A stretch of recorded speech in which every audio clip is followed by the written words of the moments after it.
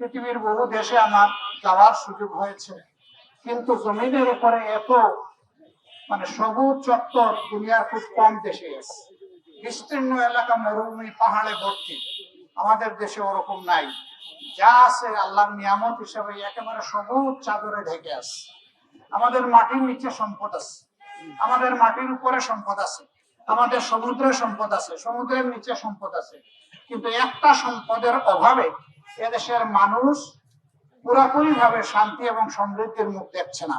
সেই সম্পদ হলো যারা দেশ পরিচালনা করেন, নেতৃত্ব দেন, তাদের মধ্যে চরিত্রের সম্পদের অভাব।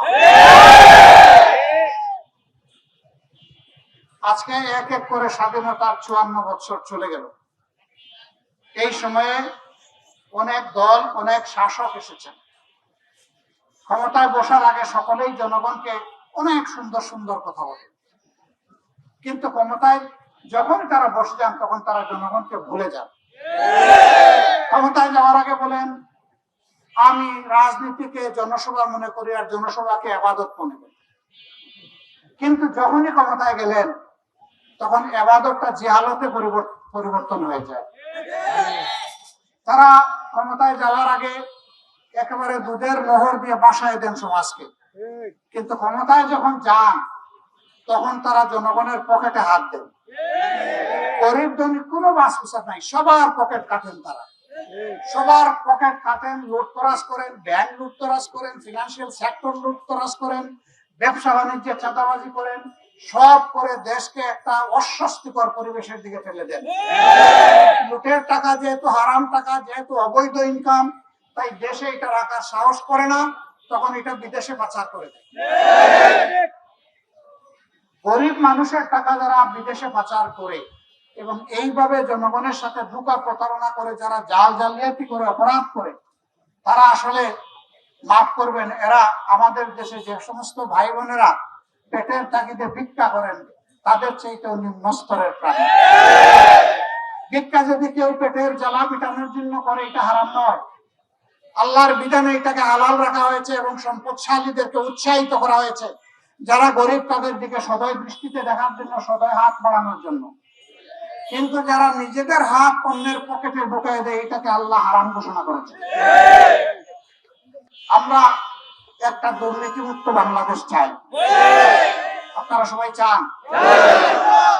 দুর্নীতি নেই কোথায়? ঘর থেকে বের হলেই দুর্নীতি শুরু হয়ে যায়।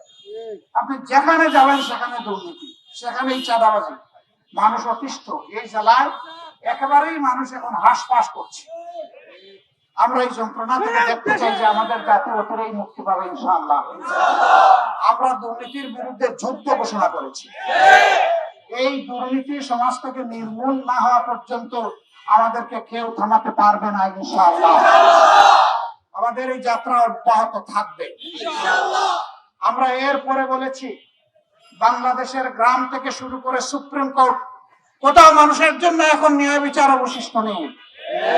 আমরা বলেছি ইনশাআল্লাহ আগামীতে কোরআন এবং সুন্নাহর ভিত্তিতে সমস্ত দল, ধর্ম, জাতি, বর্ণ নির্বিশেষে সমস্ত মানুষের জন্য ন্যায় বিচার বা সামাজিক সুবিচার নিশ্চিত করা হবে ইনশাআল্লাহ। এখানে বিচার বিভাগ দেখবে না কে রাষ্ট্রের প্রেসিডেন্ট আর কে প্রধানমন্ত্রী। অপরাধ যিনি করবেন তার অপরাধের শাস্তি তাকে বহন করতে হবে। বাট বর্তমান সমাজ ব্যবস্থা এটি নেই। সমাজ মুখের দিকে তাকাইয়া বিচার করে, টাকার বান্ডিলের দিকে তাকাইয়া বিচার করে। সবাই না হলেও বেশিরভাগ ক্ষেত্রে আমাদের বিচার ব্যবস্থা একেবারেই পচে গিয়েছে। আমরা 15.5 বছর এই বিভৎস দৃশ্য দেখে এসেছি। বলবেন এখন কি সবাই বন্ধ করে দিয়ে ফিরিস্তা হয়ে গেছে? না, এখন শুনি যে ক্ষেত্র বিশেষের রেট নাকি আরো বাড়াই গেছে।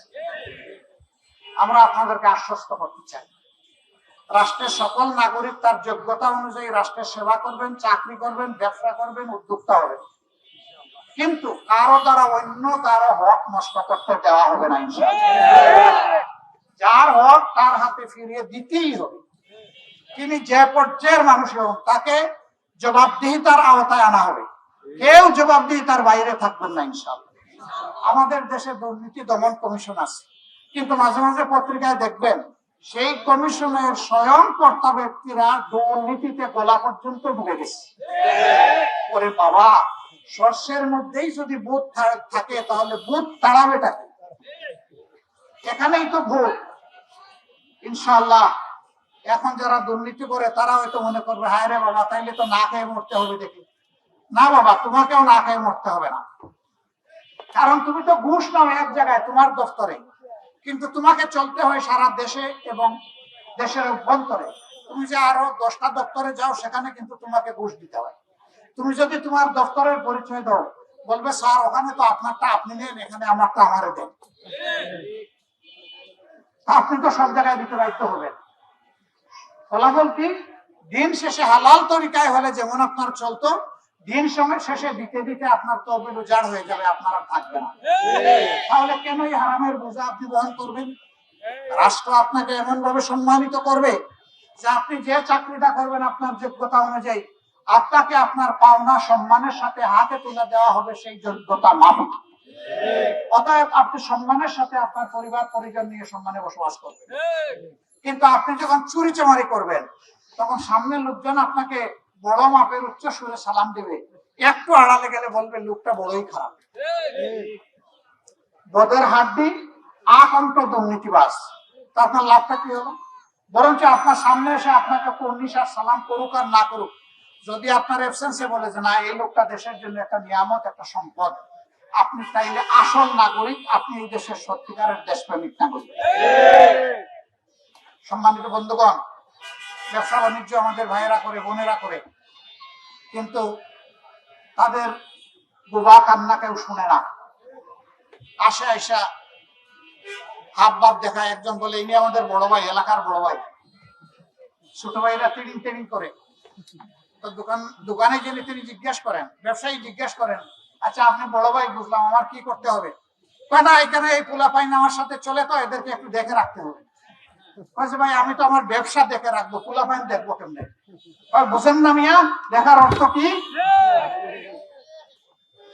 দিনে আসবে, সপ্তাহে আসবে, মাসে আসবে, হাত ধরে আমরা যা চাইবো তা দিয়ে দিবে। বলবে আমি গরিব একজন মানুষ, সাধারণ একজন মানুষ, স্বল্প পুঁজিতে ব্যবসা করি, আপনাকে দিলে আমার ব্যবসা চলবে কেমনে? আমাদেরকে এই দেশ মাসের খেদমত করার সুযোগ দেন। আপনাদেরকে হাতে সাথে নিয়ে সমস্ত দুর্বৃত্তদের হাতকে অবশ করে দেওয়া হবে। ব্যবসায়ী জায়গায় ব্যবসা করবে, চাকরিজীবীর জায়গায় চাকরি করবে, তারপরে বাড়তি কেউ খবরদারি করার কোন দুঃসাহস দেখাবে না ইনশাআল্লাহ। রাষ্ট্র ন্যায় এবং ইনসাফের ভিত্তির উপর দাঁড়াবে এবং রাষ্ট্র এক চোখে সবাইকে দেখবে, দুই চোখে দেখবে না। তিনি যে ধর্মের যে দলের হন না কেন। আফসোসের বিষয়, মায়েরা আমাদের মায়ের জাতি, কিন্তু এই সমাজ মায়েদেরকে সম্মান দিতে পারে না। আমাদের মায়েরা ঘরেও নিরাপদ না, তারা চলাচলের সময়ও নিরাপদ না, তারা কর্মস্থলেও নিরাপদ না। এমনটা কেন হবে? এমনটা হয়েছে এই কারণে যে এই ধরনের একটা দেশ যেখানে 90% মানুষ মুসলমান, কোরআনের সাথে আমাদের আচরণের কারণে অবস্থা হয়েছে। মুহাম্মদ সাল্লাল্লাহু আলাইহি সাল্লাম তার জীবনের শেষ লগ্নে এসে বলেছিলেন, হে বিশ্ববাসী, তোমরা সাক্ষী থাকো, আজ এমন একটি সমাজ ব্যবস্থা তোমাদেরকে উপহার দিয়ে যাচ্ছি। ইয়েমেনের রাজধানী সানা থেকে মরক্কোর রাজধানী হাজারামাউত 3,500 মাইলের ব্যবধান। একজন যুবতী একা একই রাস্তা চলবে, তার সমস্ত রূপ সৌন্দর্য এবং তার সামর্থ্য নিয়ে কোন জালিমের চোখ তাদের দিকে তুলে তাকানোর সাহস করবে না। আল্লাহ ছাড়া সে কাউকে ভয় করবে না। এই জন্য আল্লাহ রাসূল তার জীবনের শেষ টুকরা এসে বলেছিলেন, খায়রুল কুরুনি কারনি সুম্মাল্লাযীনা ইয়ালুনাহুম সুম্মাল্লাযীনা ইয়ালুনাহুম। জগৎবাসী মনে রেখো, আমার যুগ শ্রেষ্ঠ যুগ, এমন সুশাসন আর তোমরা চোখে দেখবে না। এরপরে আমার সাহাবাদের যুগ, এরপরে তাবেঈনদের যুগ। ইতিহাসে তাই হয়েছে। আমরা আবার খেলাফত আলা মিনহাজুন নবুওয়াত, আল্লাহ তাআলার নবুয়তের যে শাসন মদিনা কেন্দ্রিক ছিল, আল্লাহর কাছে আরজ করি, হে আল্লাহ, বাংলাদেশে সেই শাসনটা তুমি আমাদেরকে দান করো। এই শাসনের জন্য আগামীতে যারা লড়বে, দেশের স্বার্থে, জনগণের স্বার্থে, আল্লাহর একজন বান্দা হিসেবে, বান্দি হিসেবে আপনারা তাদের হাতকে ইনশাআল্লাহ সাহায্য করে শক্তিশালী করবেন। আমরা কথা দিচ্ছি, এ কাজে আল্লাহ যদি আমাদেরকে কবুল করেন, আমরা জনগণের মালিক হব না, আমরা ইনশাআল্লাহ হব জনগণের সেবক। আমাদের কাজ হবে জনগণের সেবা দেওয়া। রাষ্ট্রীয় দায়িত্ব যদি আল্লাহ আমাদেরকে দেন, দায়িত্ব নেওয়ার দিনে আমাদের যে সম্পদ থাকবে, আল্লাহ তাআলাকে সাক্ষী রেখে বলছি, দায়িত্ব ছাড়ার দিন এই সম্পদ 1 ইঞ্চি বাড়বে না, বরঞ্চ এই সম্পদ কমবে। কারণ রাষ্ট্রীয় তহবিল দিয়ে সকল ইবাদত বন্দেগী সাদকা করা যায় না, নিজের পকেটে এবং তহবিলেও হাত দিতে হয়। আল্লাহ যেন সেই তৌফিকটা আমাদেরকে দান করে। এই জনপদ একসময় শান্ত ছিল, আপনারা সাক্ষী। কেন ছিল আমি এটা বলতে যাচ্ছি না। আমরা আল্লাহর কাছে শান্তি কামনা করি। আগামীতে যারা আসলে, যে নেতৃত্ব আসলে, যে প্রতিনিধিত্ব আসলে, এই এলাকায় শান্তি আসবে, সম্মান আসবে, নিরাপত্তা নিশ্চিত হবে। আল্লাহ যেন এই এলাকাবাসীকে সেই প্রতিনিধি, জনপ্রতিনিধি দান করেন। গোটা বাংলাদেশকেই যেন আল্লাহ তা দান করেন। আমরা বাংলাদেশকে একটা শান্তির, সম্মানের, সাম্যের বাংলাদেশ হিসাবে দেখতে চাই। এই বাংলাদেশের জাতপাতের ব্যবধানে, ধর্ম বর্ণের ব্যবধানে আমরা কোনো ধরনের বৈষম্য আমরা আর দেখতে চাই না। আমরা একটা ঐক্যবদ্ধ জাতি দেখতে চাই। আল্লাহ তাআলা সেইভাবে এই দেশবাসীর সাথে আমাদেরকে কাজ করার তৌফিক দান করুন। আপনাদের সবাইকে অসংখ্য মোবারকবাদ।